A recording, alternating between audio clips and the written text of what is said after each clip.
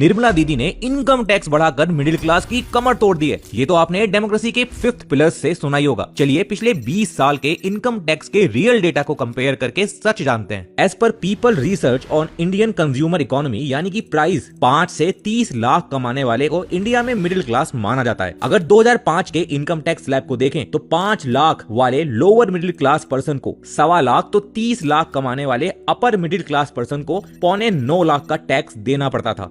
2009-10 में ये टैक्स घटाकर 55,000 और 7.95 लाख कर दिया गया। 2015 में इनकम टैक्स स्लैब को फिर से चेंज किया गया, जिससे 5 लाख कमाने वाले को 27,500 तो 30 लाख कमाने वाले को 7.5 लाख का टैक्स देना पड़ा। और 2019-20 आते आते रिसेंट हिस्ट्री में पहली बार एक स्लैब को आधा कर दिया गया, जिससे 5 लाख कमाने वाले को जीरो टैक्स के साथ टैक्स सिस्टम से बाहर ही कर दिया गया। साथ ही 30 लाख तक की इनकम पर लगने वाला इनकम टैक्स भी हिस्ट्री में रिकॉर्ड लो पर है। बट लाखों का टैक्स लगाने वाले लोगों से 5 रुपए की पेडिग्री खाकर कुछ लोग विदाउट डेटा ये साबित करने में लगे हैं कि गवर्नमेंट ने टैक्स बढ़ा दिया है। वैसे आप इस साल कितना टैक्स भर चुके हैं, कमेंट करके बताइए। जय हिंद।